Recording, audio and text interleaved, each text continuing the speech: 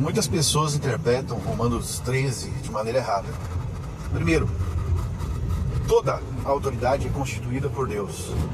Isso não diz respeito apenas às autoridades que cumprem justiça, mas todas sem exceção. E qual a prova que é toda sem exceção? Por ser uma exortação à vida prática daqueles cristãos daquela época, em primeiro lugar, mesmo estando sob o domínio do Império Romano. Muitas pessoas vão dizer que não, Paulo não tem em mente aquele tipo de autoridade, mas apenas uma autoridade justa, porque ele diz que a autoridade é colocada ali por Deus para cumprir a justiça. Mas isso não significa nada. Todo homem deve obedecer à lei. Todo homem, não apenas aquele que está com a revelação da lei, mas aquele que não tem a revelação da lei também deve obedecê-la, né? Então Deus vai retribuir a cada homem segundo suas obras. E a autoridade, sendo ela justa ou injusta, é dever dela cumprir a justiça. Então, Paulo não tem em mente unicamente uma autoridade justa ali. O outro motivo pelo qual Paulo não tem em mente apenas uma autoridade justa ou idealista, que defendem muitos irmãos, mas que toda autoridade é instituída por Deus, é que diversos outros textos da Bíblia afirmam que Deus estabelece reis e levanta reis. E essa doutrina de que a autoridade que Paulo está falando ali em Romanos 13 diz respeito apenas a uma autoridade justa, ela vai de encontro com a soberania de Deus.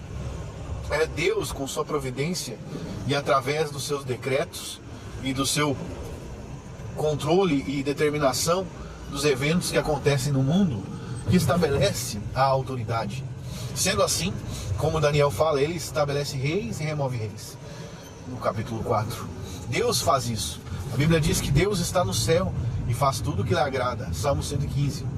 Sendo assim, toda autoridade, sem exceção, é instituída por Deus. A legitimidade dela, no sentido de ser autoridade e de dever ser obedecida, diz respeito a próprio decreto de Deus, de maneira que aquele que diz respeito à autoridade, ele diz respeito a Deus. Obviamente, isso não implica quando a autoridade dá ordens que vão contra a Bíblia, pois a Escritura afirma que importa antes obedecer a Deus que os homens. Assim, quando uma autoridade como Nabucodonosor, mesmo que estabelecido por Deus sobre os judeus, né, uma autoridade como essa é estabelecida por Deus, ainda assim há um escape para que nós não a obedecemos. Quando a autoridade também fala ou dá leis ilegítimas ou opressoras, nós, na nossa consciência, não somos obrigados a cumprir essas leis, sabendo que Deus não deu essas leis, e essa lei dessa autoridade não reflete aquilo que Deus ordena. Porém,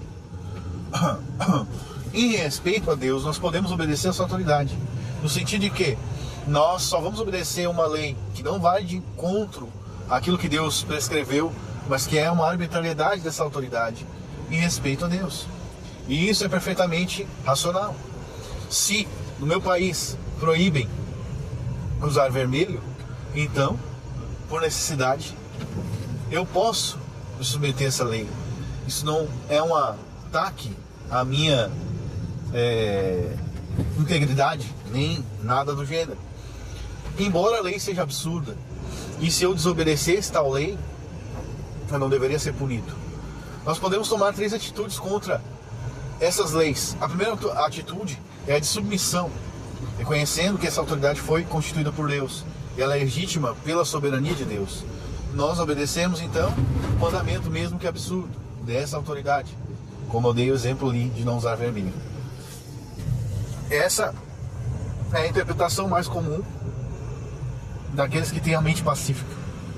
A segunda opção, nós podemos confrontar a injustiça, ou seja, isso não está de acordo com a palavra de Deus, isso ultrapassa o que está escrito, como João Batista, e morrer.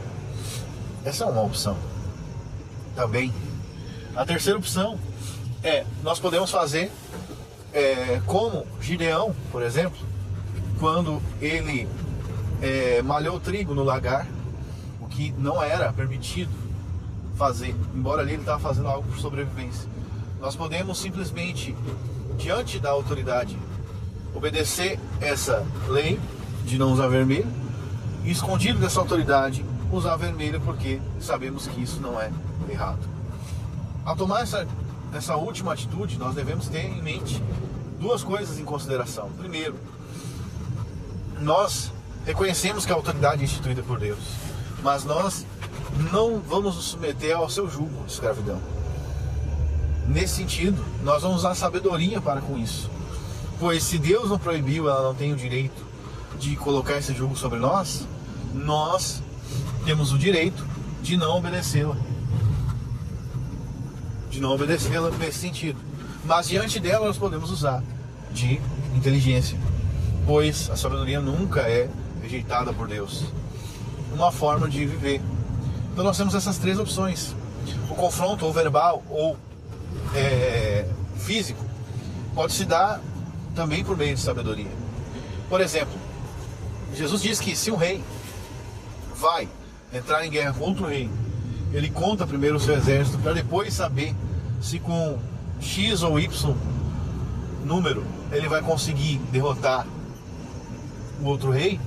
Então nós também podemos resolver confrontar essa autoridade quando temos o poder militar para isso, ou podemos confrontar essa autoridade verbalmente quando estamos em uma vantagem ou uma posição, talvez ocultando nosso nome, talvez sendo anônimo, talvez de alguma maneira sábia, inteligente, subindo do radar dela, ou em uma posição política vantajosa que nos dê isenção diante dela, embora essa autoridade seja ditadora.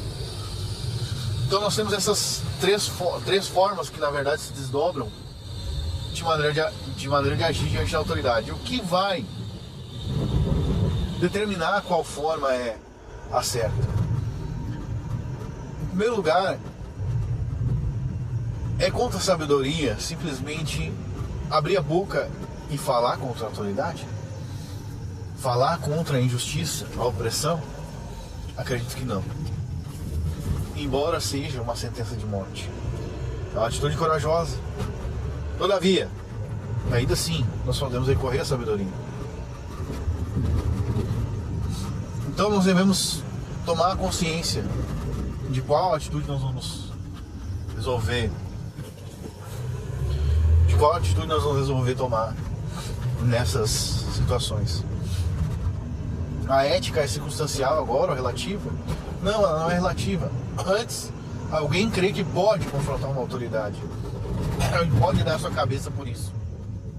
Porém, muitas pessoas, sendo pai de famílias e pessoas que vivem uma vida tranquila, não vão poder tomar esse tipo de atitude sem antes ser irresponsáveis com os seus deveres familiares, ou pelo menos vão pensar dessa forma, o qual eu não julgo eles.